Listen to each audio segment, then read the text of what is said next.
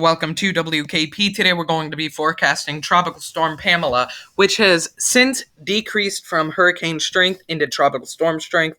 But before we get into this video, please check the gospel message in the description, since Jesus can save your life.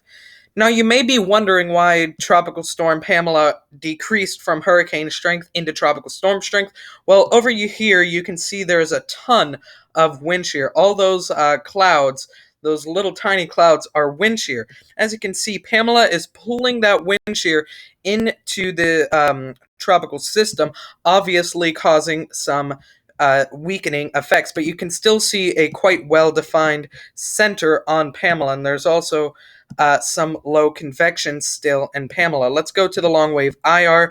You can see some of that low convection bubbling up around the center of the storm. Now, if that convection starts wrapping around the storm later tonight,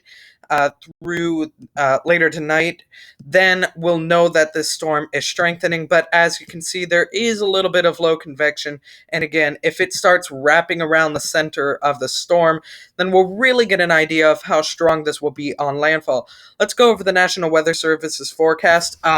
National Weather Service is still predicting a hurricane, but again, in the next couple hours will be crucial to finding out whether Pamela will become a hurricane or not.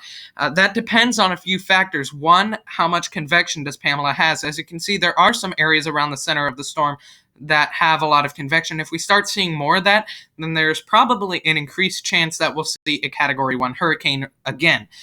Now, if Pamela keeps sucking in that wind shear, we may still see a Category 1 hurricane, but it won't be as strong.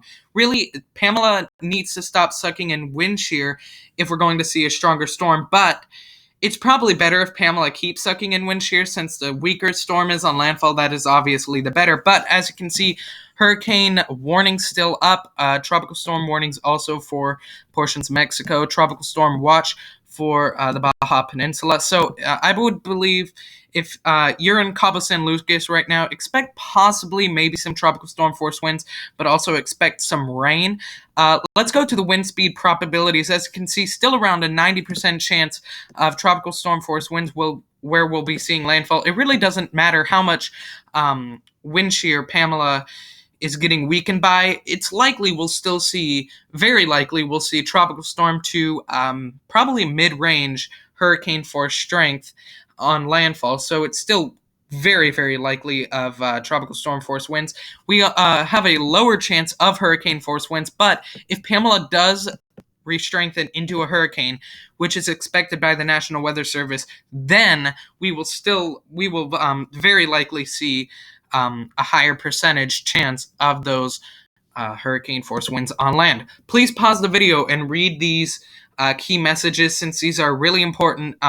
Residents in the area where landfall is expected, please follow any advice given by local officials. We expect some storm surge and dangerous hurricane force winds are expected within the hurricane warning area. So storm surge is also something we need to keep an eye on. And let's go to the models. This is the HWRF model. The HWRF model is still forecasting 100 plus mile an hour wind on landfall, though I don't think we'll see that high of wind on landfall, but I do expect at least if this does re-strengthen into a hurricane and start getting its act together, then I would expect mid-strength hurricane, possibly even a weak Category 2 if all the environmental conditions go together. Right now, Pamela's in warm water, so it is still possible. But definitely expect tropical storm force winds plus possibly hurricane winds on land. Even inland, we could see some tropical storm force winds. There's a little patch here where all the models cut out. But as you can see, tropical storm force winds are expected well inland to Mexico. So if you do live in Mexico, expect tropical storm force winds to come well inland. Luckily, it doesn't look like there will be much tropical storm force winds in Texas and Louisiana, though this model is indicating a possibility of some wind.